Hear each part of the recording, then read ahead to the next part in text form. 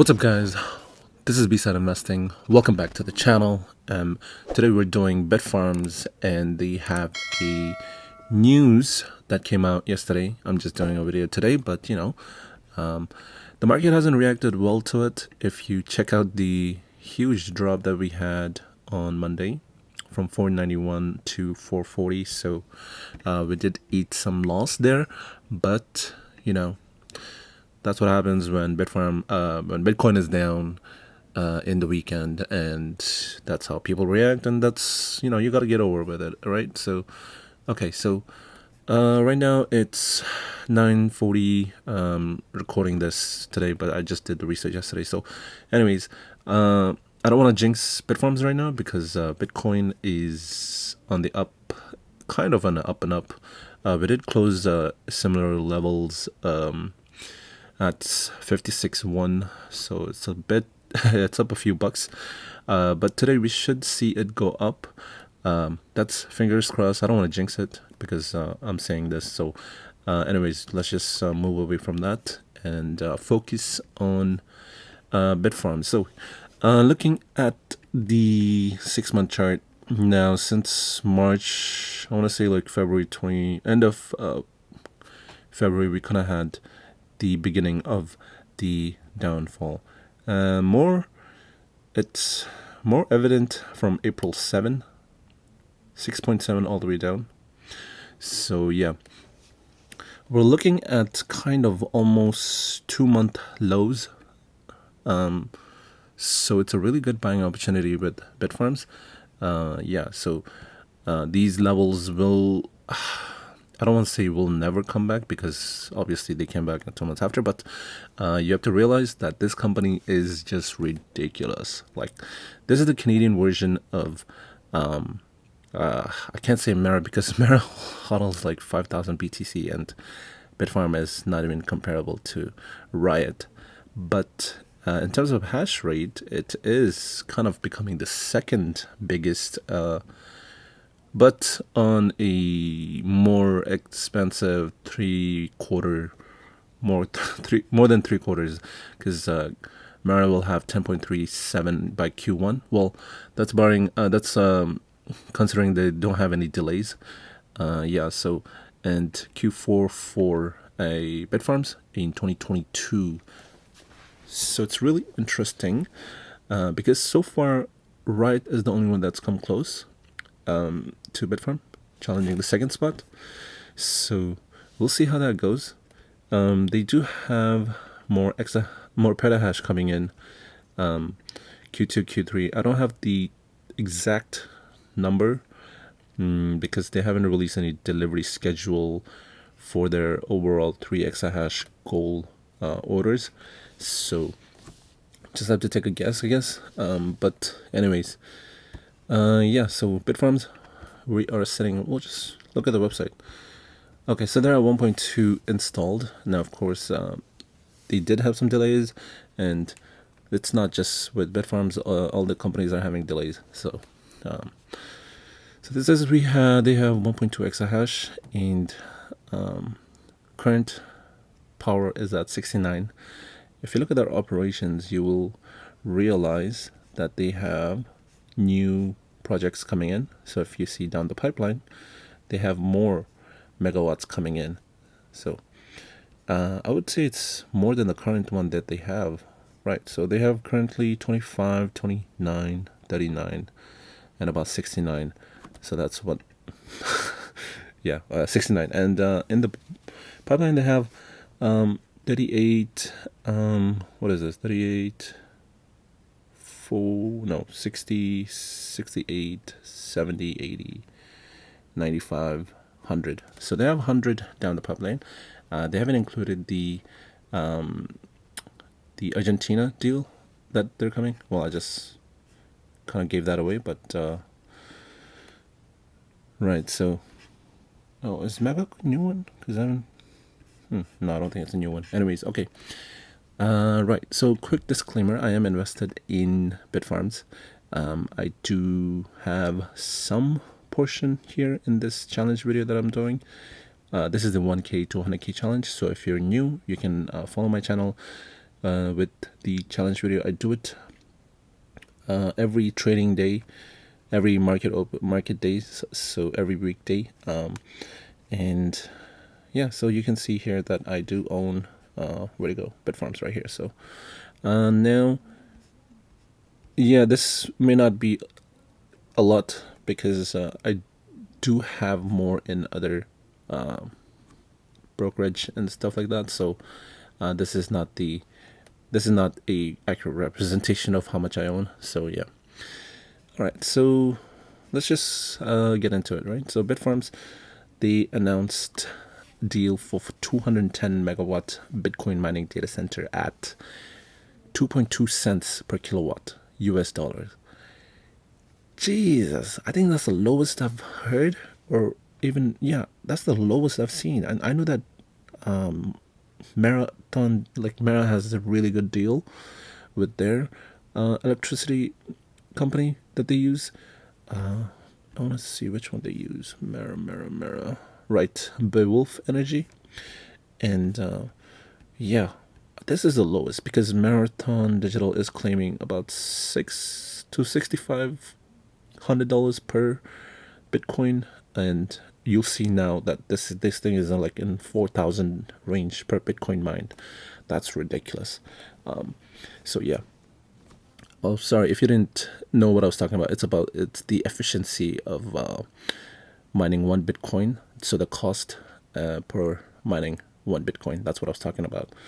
And if you realize down the pipeline, the price of Bitcoin will go exponentially higher, and the cost is most likely going to stay the same. So you realize how efficient these miners are going to get once these things start kicking in. And thank God, Bingo's kicking. Oh my God, yes. Okay, like Lord knows I've been taking a lot of hit with these specs. Well, yeah. So, anyways, we're kind of getting off topic. Right. So, let's see.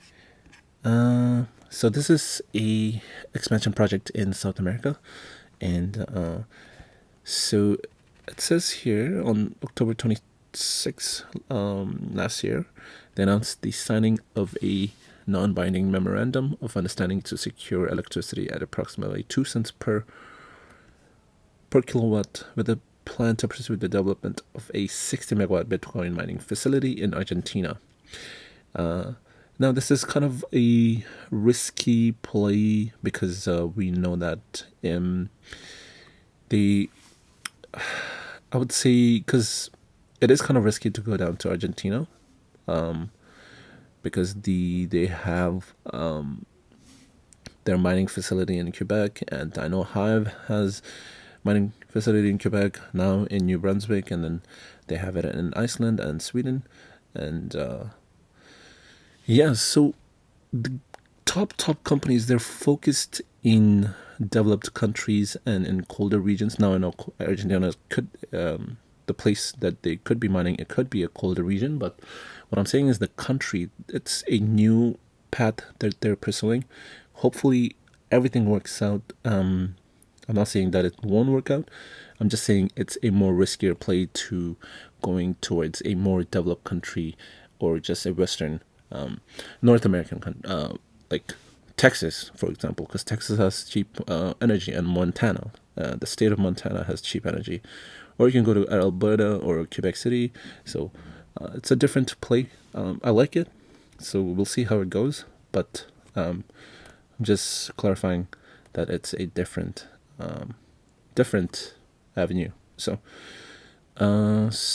obviously they did the due DD. So during the past 6 months, considerable due diligence and contractual work has been undertaken to determine the viability of this expansion project. So they also obviously realize how like they need to do really a lot of research and pretty much figure out everything that could be a risk to going to Argentina. So we'll see.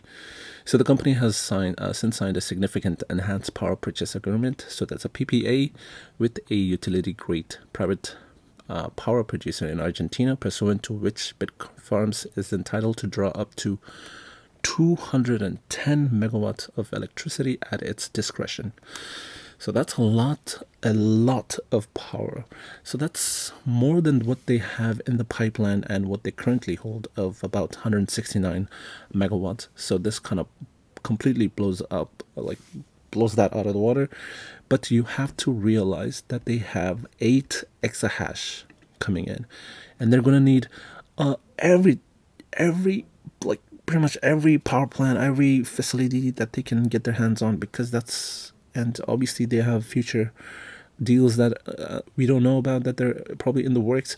So they're gonna have a lot more mining hash rate than just 8 exahash. You have to realize that the halving is coming in 2024, and yeah, so they just have to get it quick. It's a race to build how much hash rate you can get and how efficient these miners can run, and just to mine pretty much the most Bitcoin that they can. So okay, so the initial term of the contract is 8 years, so that's a really good timeline. I like it. During the first 4, the effective cost of the electricity will be 2.2 cents per kilowatt hour. So that's amazing. So for 4 years, pretty much guaranteed power of the cost of 2.2 cents per kilowatt. That's amazing. Now we don't know how the last 4 years will go, but yeah, so with a favorable year-round climate, and the facility in Argentina does not require expensive liquid immersion cooling. So that's the kind of the newer tech in Bitcoin mining. So you should look at how these things work. This is just amazing to keep the miners cool and operating optimally. So yeah, so just like our human body needs optimal body temperature and all that, these miners need optimal, really steady, cool temperature to get that extra percentage 5. Like, because these miners, based on the temperature in that data center, it plus minus about 5%. Differs with the miner that you use, but usually it's plus or minus 5%. So that's additional 5 petahash, or downgrading 5 petahash. So yeah, and the miners will be cooled with fans, similar to how they're cooled in our facility in Quebec. So Quebec, a kind of a colder region. I mean, pretty much anywhere in Canada is cold, but Quebec, yeah, it kind of snows a lot because of the Lake Ontario, and that kind of it's tough to explain it in terms of weather, but because I'm not that well versed in that aspect, but because of pretty much the Lake Ontario, that air gets pushed and then they get more snow, and yeah, so Bitfarms is in advanced contractual discussion with the construction company experienced in the utility grade electrical infrastructure and civil construction to design and build the electrical interconnection, the high voltage electrical lines and transformers needed for our operation. Now this is key. So they definitely need pretty much the top company in Argentina to get that done. Now it does say that well, if you go down further here, you would know that they won't be using any of the local grid, so they need to pretty much create their own grid to get that 210 megawatt. Jesus. But they're not getting that fully right off the bat, but it's a slow build up to it. So yeah. So we're finalizing an engineering, procurement, and construction contract with the aim of mining Bitcoin in early 2022 at the new facility. So that's very in line with their 8 exahash, pretty much the new order. So the 5 exahash order that they have for starting Q1 2022. So most likely most of these miners will go to the Argentina facility. So yeah, right. So the company is in the advanced discussion with an experienced engineering service company to monitor construction and ensure that that quality and key milestones are achieved. So that's very they're really just looking at it from every angle and making sure that everything just goes smooth. So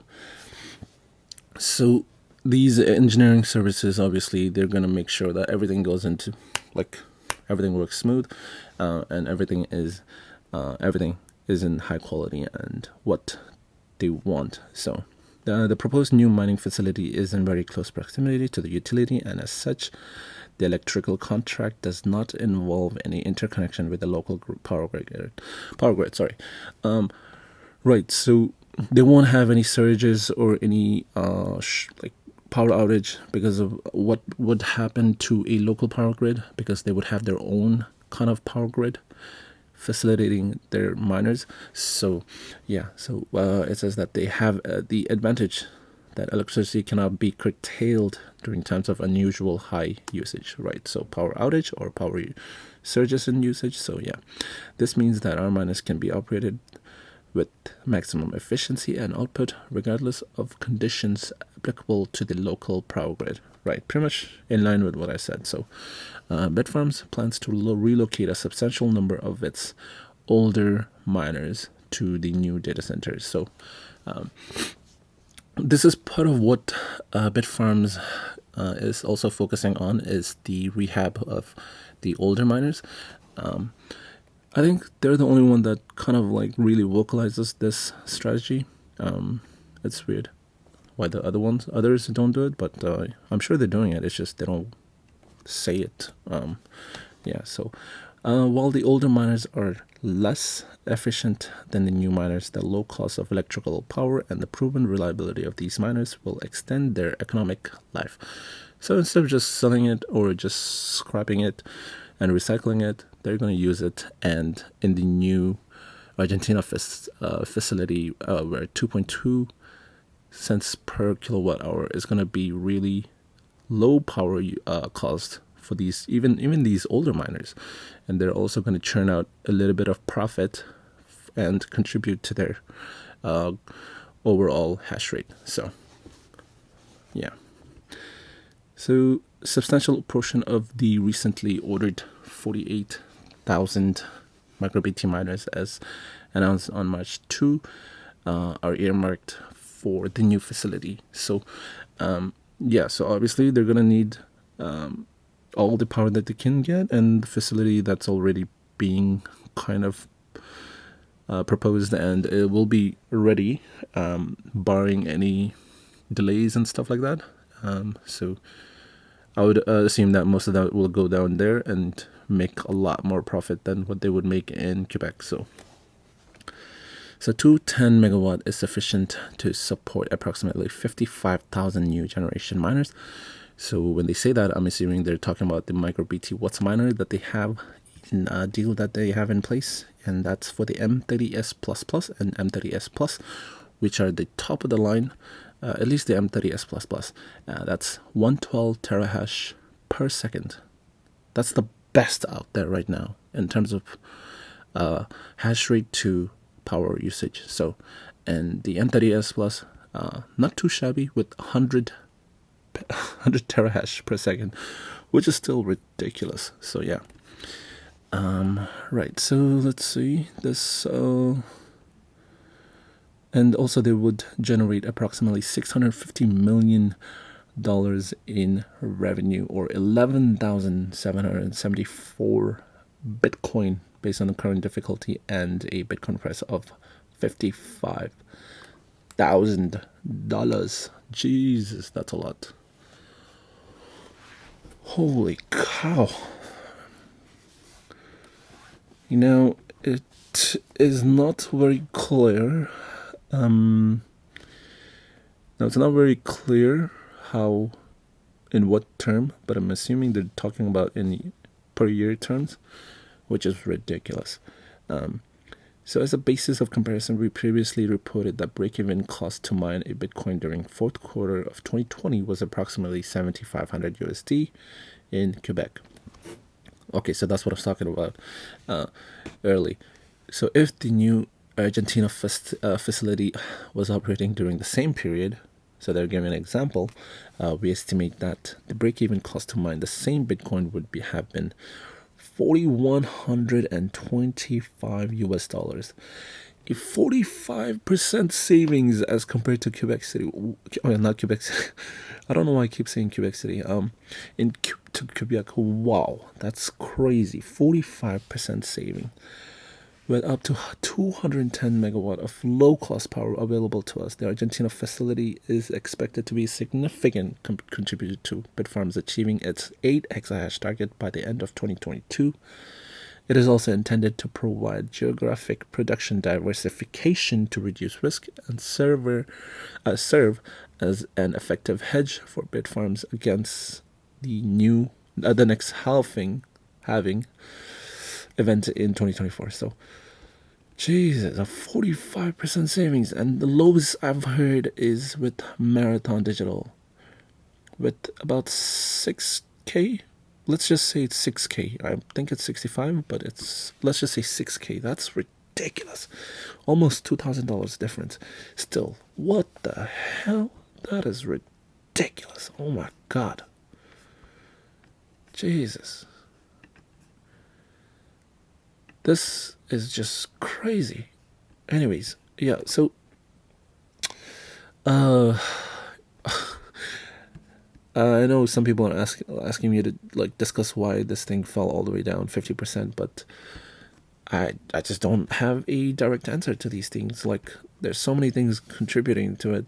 It could be the short, it could be because of the Bitcoin price going down, and also not just Bitfarms, but other miners are also suffering because of the Coinbase IPO that's going on, and then the altcoins that are kind of taking front page news type gains, like Dogecoin and Cardano and all that stuff. So you have to realize in the long run, you just gotta like pull back a little bit, like. So if you look at starting October, September, whatever, you just have to realize these things. I don't want to use this. This thing just flew from 33 cents all the way to $8. So you wouldn't be kind of complaining about not seeing gains, because this thing already had a huge run up. So you have to be patient with these things. Like, you can't just expect it to keep going up. Like, I won't be expecting bingo to keep going up. Like, that's just not going to be the case. These things happen. Like, you got to be patient with it. Like, you have to realize why you invested in Bitfarms, right? You have to go back to your research. You have to realize this company has huge potential, and it's huge, vastly underrated right now. Its market cap is only $394 million. What? Do you see how undervalued this thing is? It's amazing that people just don't realize this thing is a monster. This thing is a wolf in sheep's clothing. Like, I think that's safe to say. This thing is just waiting for a huge run up right now. We're just waiting for that one catalyst that just makes it go like keep it going up. But at the same time, you have to realize that it's also kind of tied to Bitcoin price, and Bitcoin is pretty volatile. It keeps going up and down a lot.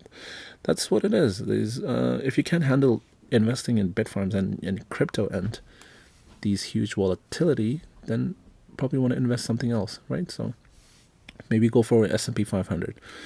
In the long term, you would fare much better there. So yeah. Right. So it's currently up 1.13. We're looking at $56,400. So we're up $300 from the close of yesterday to now. So we'll see how that goes. And golly, bingo is up 12%. Jesus. Right. So you never know. We're kind of in a weird market right now. Just gotta be patient. I think this will probably blow over in a few months, maybe a few weeks, who knows. So but huge deal here, like 210 megawatts. That's ridiculous. And I know like Argo has their own 200 and up to 800 megawatt. I think it's 800 megawatt deal in Texas, and Marathon has a huge deal, and was it Riot? They have a huge deal. So these things are nothing new, because these companies, they need to focus on these things to get ahead. And so just be patient. I mean, if I had extra cash, I would put more money in Bitfarms. That's a cruel part about these down market, because when you notice a down market, you kind of like go in, because you realize you're getting a big discount, and then keeps going down, and then you're like, okay, put another, like buy another bunch, and then goes down, and then you realize you're running out of cash, and then you're like, ah, shoot, god damn it. All right, but anyways, yeah. I think that's it for this one. Please feel free to like and subscribe, and please do your own research, because what I say could be wrong, but always fact check it. Don't ever just go off what someone is saying on YouTube. Just fact check it, like, just peace of mind. At least you know for yourself that it is what they were saying or claiming. And do your own research, people, and invest wisely. And so I think that's it for this one. Thank you for watching, and see you in the next one. Peace.